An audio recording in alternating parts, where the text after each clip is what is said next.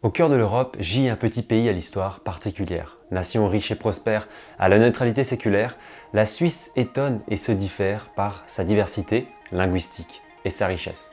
Calme et beauté, du chocolat à l'horlogerie, des lacs endormis aux montagnes enneigées, la Suisse est une culture évocatrice, un trésor à l'état pur. Elle est un carrefour européen de 8,7 millions d'habitants entre l'Europe de l'Ouest et de l'Est, un modèle de démocratie, le berceau des institutions sportives internationales, la terre de Guillaume Tell ou de Roger Federer. La Suisse, c'est le jet d'eau de Genève, la Pointe du Four et le Mont-Cervin, l'Art de Berne, la cathédrale de Lausanne, le Cercle de Zurich. C'est aussi Rolex, UBS, Nestlé, Tissot, Sauber. Enfin, la Suisse, c'est les Young Boys de Berne, le Saint-Jacob Park, l'Euro 2008, la Nati. Quelle place occupe le football dans la culture suisse? Quelle est son importance sociale et politique? Quels sont ses clubs historiques? Comment l'équipe nationale est-elle devenue le ciment de tout un pays? On part aujourd'hui pour un voyage footballistique.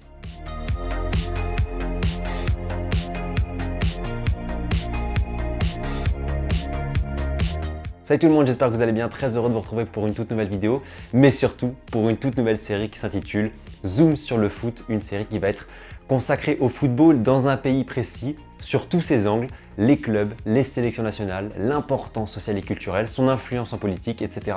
Bref, un large éventail de sujets pour présenter le football dans un pays précis. L'épisode 1 est consacré, comme vous l'avez vu à l'intro, à la Suisse. Pourquoi la Suisse? Deux raisons.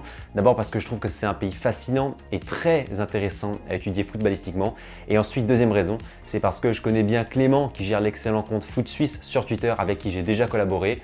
Il sait comment je travaille, donc j'avais envie d'entamer cette série dans certaines conditions. Je le remercie pour son aide précieuse pour cette vidéo. Vous aurez le lien Twitter, son lien Twitter en description. Cela étant dit, il est temps de commencer avec le cœur de notre sujet, le football en Suisse. Le ballon rond est un des sports les plus populaires avec 270 000 licenciés. On sait aussi que la gymnastique et les sports d'hiver ont leur importance dans le pays. Plus on se rapproche des Alpes, plus le ski est prédominant.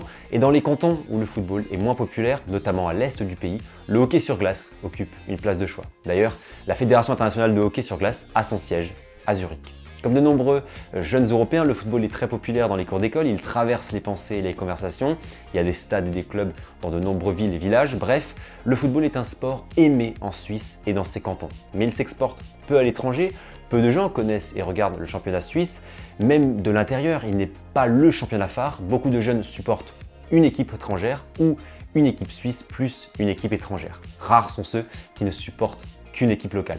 Parlons du championnat suisse, 10 équipes en D1, 3 places accordées pour les tours préliminaires des Coupes d'Europe. La dernière équipe est directement reléguée en seconde division. Les clubs les plus titrés sont le Grasshopper Zurich avec 27 sacres, promus cette saison, suivent Bâle, Servette, les Young Boys et Zurich, bien partis pour gagner le titre cette année. En termes de soutien, Bâle, les Young Boys, Zurich et Sion sont très populaires en dehors de leurs cantons respectifs où ils trouvent leur noyau dur. Au niveau ultra aussi, on a de belles choses avec des mouvements spectaculaires comme à Bâle, Zurich, Saint-Gall ou Young Boys. Néanmoins, pour connaître des émotions incroyables avec le football suisse, il faut sans doute regarder au-delà des clubs. S'il est vrai que le championnat nous offre souvent des chocs au sommet avec la formule actuelle du championnat, seulement 10 équipes en D1, s'il est vrai que c'est parfois le spectacle en tribune, au niveau européen, le foot suisse ne connaît guère de grands exploits en Coupe d'Europe. En tout cas, trop rarement. Récemment, on peut penser à la demi-finale de Ligue Europa en 2013 pour Bâle. Alors, il faut passer à l'échelon supérieur, voire le ciment national de ce pays, la Nati, la sélection nationale. Pour parler de la Nati, il faut analyser le contexte. Historiquement, la Suisse n'est pas un cadre européen, jamais de titre majeur, mais c'est un historique du continent, une des plus vieilles sélections nationales du monde.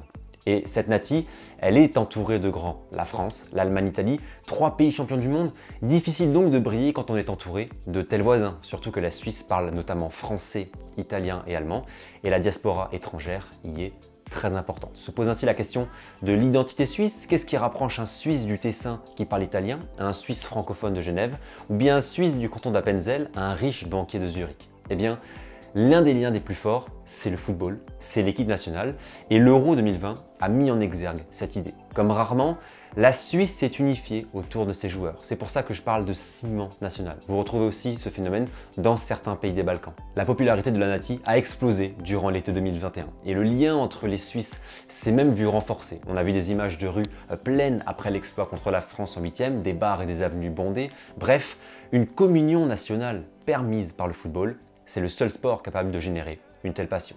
Et si dans un passé encore récent, les questions autour de l'immigration, notamment kosovare, et de l'hymne national suscitaient des débats sur l'âme de l'équipe suisse, peut-être qu'avec l'Euro 2020, une nouvelle page s'écrit.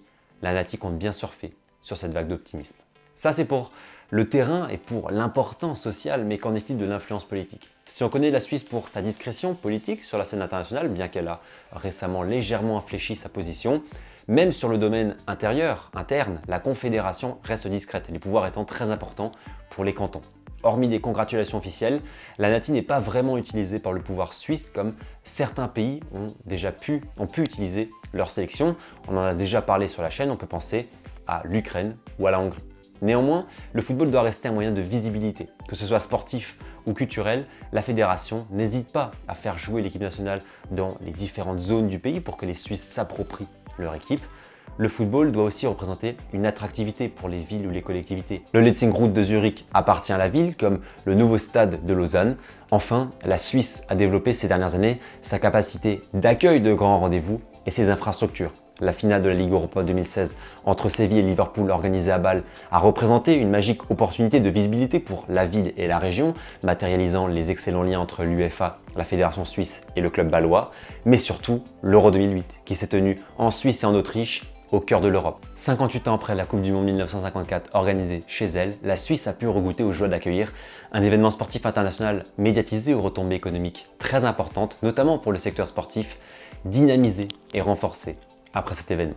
Le foot en Suisse est fascinant parce qu'il est assez unique. Il existe des disparités régionales, l'Est du pays n'a quasiment jamais eu de club en D1, les clubs suisses alémaniques sont les plus forts, mais il y a aussi cette forme d'unité autour de la Nati, la volonté de voir jouer les joueurs de sa région dans l'équipe nationale et puis ce fameux soutien envers la sélection nationale dans un pays multiculturel et pourtant très diversifié. Se pose toutefois la question de l'avenir du foot en Suisse. Sera-t-il radieux? Pour les clubs suisses, difficile de le savoir. Certes, les Young Boys n'ont pas été ridicules en Ligue des Champions cette saison. Ils ont notamment battu Man United et accroché l'Atalanta. Bâle a accroché un 8e de Ligue Europa Conférence. Une voie vers le progrès est envisageable, maintenant à voir si cela restera régulier, car souvent, ce ne sont que des exploits trop isolés. La Suisse est 14e à l'indice UEFA et chaque année, elle doit tenter de pérenniser au moins un club en Ligue des Champions. Pour ce qui est de la sélection nationale, l'optimisme est de guise. Après une période où les déceptions furent nombreuses, comme les Euros 2008 ou 2016. La Suisse, 14e aussi au classement FIFA, sort du meilleur Euro de son histoire et s'est qualifiée pour la Coupe du Monde 2022 devant les champions d'Europe italiens. Ce sera le 5e mondial de suite pour la Nati et les espoirs sont grands pour faire une grande compétition, surtout que pour certains, une page se tournera. Xhaka, Sommer, Rodriguez, Zuber, Freuler, Shaqiri, Cher, Seferovic. Le Qatar peut être la consécration d'une équipe qui veut finir en beauté avant de laisser tout doucement sa place à une génération emmenée par Vargas, Okafor, Omer Hadjic, Lotomba, Zakaria ou Imeri, plein de talent mais aussi plein d'interrogations. Pour conclure, la Suisse est ainsi une terre de contraste, un pays aux multiples facettes et le football n'échappe pas à cette règle entre espoir et déception, talent et interrogation. Comme le dit un proverbe suisse, la confiance en soi attire la fortune. La Suisse va-t-elle continuer sur sa lancée pour rendre son football encore plus fort, continuer à s'enhardir pour écrire une plus belle histoire? Voilà pour ce premier épisode de Zoom sur le foot les amis, merci de l'avoir suivi. J'espère que ce format et ces thèmes vous ont plu. Si c'est le cas, n'hésitez pas à liker la vidéo, vous abonner et activer la cloche pour manifester votre satisfaction. Voilà, le tour du monde va continuer, j'ai déjà des idées de pays en tête, mais si vous en avez, n'hésitez pas à partager en commentaire. N'hésitez pas non plus à me faire tous vos retours sur ce premier épisode, vos critiques, ce que vous avez aimé, moins aimé. J'ai particulièrement aimé réaliser cette vidéo pour ma part, cette structure dans laquelle on aborde plusieurs angles est vraiment très intéressante. On finira aussi toujours par un proverbe et par une petite citation du pays que l'on étudie. Merci encore pour votre fidélité, prenez soin de vous et profitez des vôtres. Ciao!